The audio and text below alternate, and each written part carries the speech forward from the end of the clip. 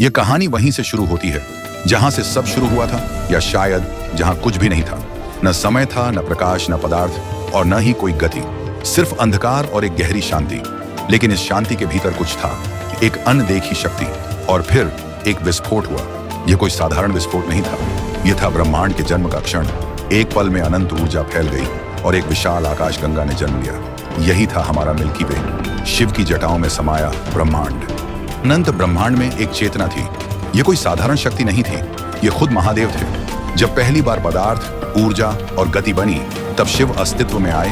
न किसी ने उन्हें जन्म दिया, न कोई उनका अंत था। वे स्वयंभू थे। शिव न केवल संहारक हैं, बल्कि सृष्टि के रचयिता भी हैं। उनकी जटाओं से गंगा की धारा नहीं, बल्कि पूरे ब्रह्मांड की ऊर्जा प्रवाहित होती है। वे ही सृष्टि की लय हैं और वे ही तांडव हैं। जब ब्रह्मांड का विस्तार हुआ तो असंख्य ग्रह और तारे बने, लेकिन उनमें से एक विशेष था, हमारी पृथ्वी। शुरुआत में यह एक जलता हुआ गोला थी, आग, लावा और धूल के अलावा कुछ भी नहीं था। लेकिन धीरे धीरे इस पर ठंडक आई, बारिश हुई, महासागर बने और फिर कुछ चमत्कारी हुआ। जीवन की पहली झलक इसी धधकते ग्रह पर दिखाई दी। धरती पर जल और वायु का मेल हुआ और इसके गर्भ में पहली बार जीवन ने जन्म लिया। महासागरों की गहराइयों में छोटे छोटे जीवों ने आकार लेना शुरू किया। वे ही आगे चलकर विशाल वृक्ष, पर्वत और हरी भरी घाटियों में बदल गए। लेकिन यह सब यूं ही नहीं हुआ, यह सब शिव की लीला थी। जब उनकी तीसरी आंख खुलती है तो सृष्टि नष्ट होती है, और जब वह शांत होती है तो जीवन का संचार होता है। जैसे जैसे पृथ्वी पर जीवन बढ़ा, वैसे वैसे एक नई चेतना आई, मनुष्य।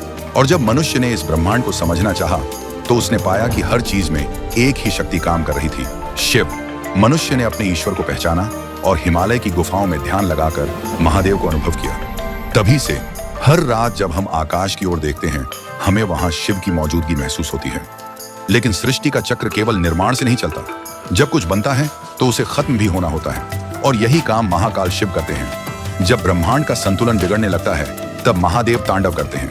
यह नृत्य संहार का प्रतीक नहीं, बल्कि एक नए आरंभ की घंटी है।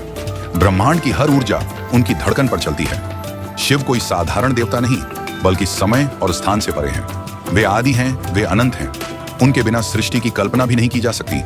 वे ही हैं जो हर रात्रि को जागृत रखते हैं और हर भोर को नया सूरज उगाने की शक्ति देते हैं। जब अगली बार तुम आसमान में टिमटिमाते तारे देखो, तो याद रखना तुम शिव को देख रहे हो। वीडियो को लाइक करो, कमेंट में हर हर महादेव लिखो और चैनल को सब्सक्राइब करो। अगले वीडियो में हम और भी गहरे रहस्यों को खोलेंगे।